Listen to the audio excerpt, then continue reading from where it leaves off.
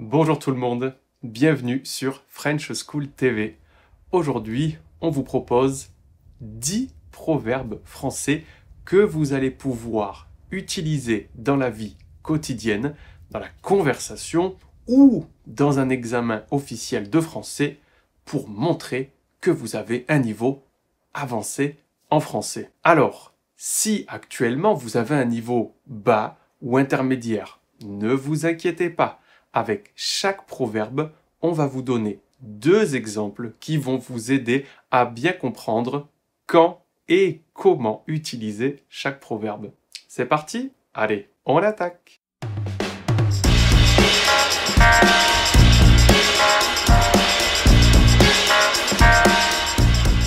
Premier proverbe. On n'apprend pas au vieux singe à faire des grimaces. Vous pouvez également entendre dire « on n'apprend pas à un vieux singe à faire la grimace », que ce soit au singulier ou au pluriel, c'est pareil. Le sens de ce proverbe, c'est que on n'apprend pas quelque chose à quelqu'un de plus expérimenté et qu'il ne faut pas se fier aux apparences. Ce n'est pas parce que quelqu'un est plus âgé qu'il a moins de compétences que nous. Alors, regardez 2 exemples. Dis-moi, Paul, tu as déjà fini ton rapport? Bah bien sûr, on n'apprend pas à un vieux singe à faire la grimace. Ça fait 10 ans que je fais des rapports. Alors que tout le monde pensait que Romain était trop vieux pour le poste, finalement, c'est lui qui l'a obtenu. Eh oui, on n'apprend pas au vieux singe à faire des grimaces. Il a su convaincre le patron. Deuxième proverbe, un de mes préférés, mieux vaut prévenir que guérir. Ça signifie que c'est une meilleure attitude d'être prévoyant, de préparer les choses à l'avance, de s'attendre à des difficultés ou de s'attendre au pire pour, dans le cas où quelque chose de négatif arrive, on est préparé. Il faut prendre des précautions pour ne pas avoir de problème. Tu as déjà coupé tout ton bois pour cet hiver? Mais on est en août. Écoute, comme disait mon père, mieux vaut prévenir que guérir. T'as déjà pris les billets d'avion et réservé tous les hôtels pour notre voyage de l'an prochain? Mais oui, voyons, mieux vaut prévenir que guérir. On ne sait pas ce qui peut se passer. Troisièmement, faute avouée, à moitié pardonnée. Vous pouvez également entendre dire faute avouée est à moitié pardonnée. Cela signifie que si vous avez réalisé quelque chose de négatif, mais que vous le confessez, vous le dites, alors vous serez puni avec moins de sévérité. Les conséquences seront moins négatives pour vous. Si vous me dites qui a triché pendant l'examen, je vous promets que je serai plus clément. Faute avouée, à moitié pardonnée. Mathieu n'est pas venu à mon anniversaire, mais il m'a avoué qu'il a tout simplement oublié. Je ne lui en veux pas car, faute avouée, à moitié pardonnée. Quatrièmement, donner c'est donner, reprendre c'est voler. On utilise ce proverbe quand quelqu'un a fait don de quelque chose à une autre personne, mais finalement, pour une raison quelconque, il veut récupérer cette chose. Et donc, donner, c'est donner, reprendre, c'est voler. On ne peut plus récupérer cette chose en théorie. Est-ce que tu sais que Mathieu a demandé à Sophie de lui rendre sa bague de fiançailles? Oui, mais selon moi, c'est pas juste. Donner, c'est donner. Reprendre, c'est voler. Est-ce que tu pourrais me rendre la montre que je t'ai donnée? J'en ai besoin. Ah non! Donner, c'est donner. Reprendre, c'est voler. Cinquièmement, on ne fait pas d'omelette sans casser d'œufs. Vous pouvez également écouter « on ne fait pas une omelette sans casser des œufs ». Mais généralement, c'est une faute de grammaire que l'on commet dans cette phrase, « sans casser d'œufs ». Cela signifie que on ne peut pas obtenir quelque chose sans faire de sacrifice. En général, c'est un proverbe assez polémique en fonction de la situation. Pour protéger la planète, il va falloir faire des sacrifices. Oui, c'est vrai. Mais tu sais, on ne fait pas d'omelette sans casser d'œufs. Pour la restructuration de l'entreprise, le patron va devoir supprimer une dizaine de postes. Ah, c'est comme ça, qu'est-ce que tu veux? On ne fait pas d'omelette sans casser d'œufs. Numéro 6. Encore un de mes préférés. Faites ce que je dis, ne faites pas ce que je fais. Vous pouvez aussi l'écouter de cette manière. Faites ce que je dis, faites pas ce que je fais.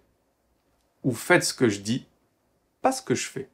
En général, c'est une expression que vous dites à quelqu'un car une personne qui vous demande de suivre des règles ne respecte pas ces mêmes règles qu'il vous demande de suivre.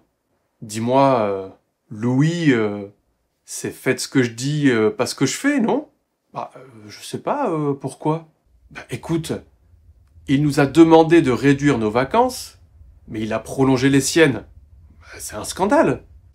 Le président demande au peuple de réduire ses déplacements, mais il n'arrête pas de voyager dans le monde entier. Oh, tu sais, les politiciens, c'est toujours « faites ce que je dis, pas ce que je fais ». Numéro 7. Mieux vaut rire que pleurer.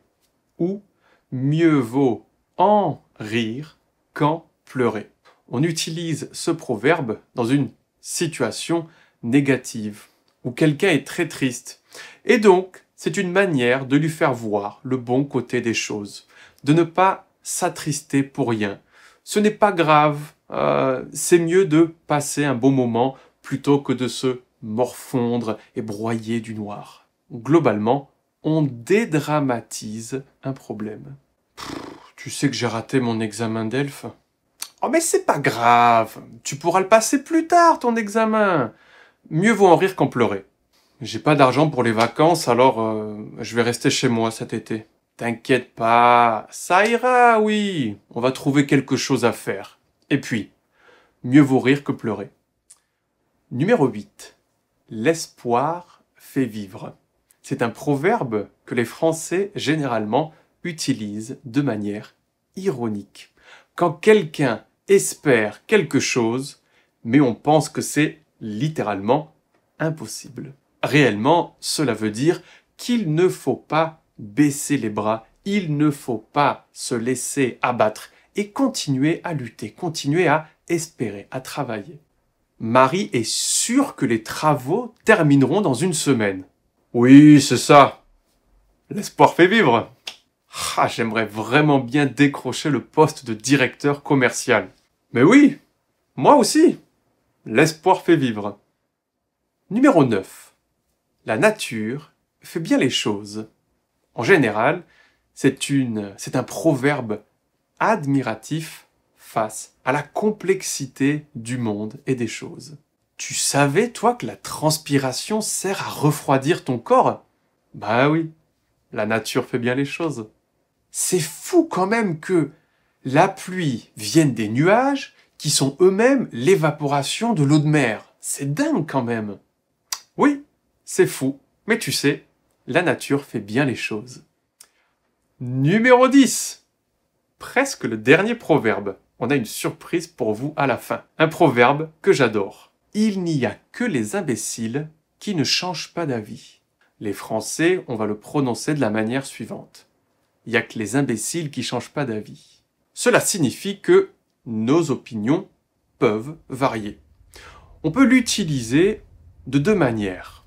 Premièrement, si c'est vous qui changez d'opinion, ça va montrer que vous êtes capable de changer d'opinion, que vous êtes fier de dire que votre opinion a changé.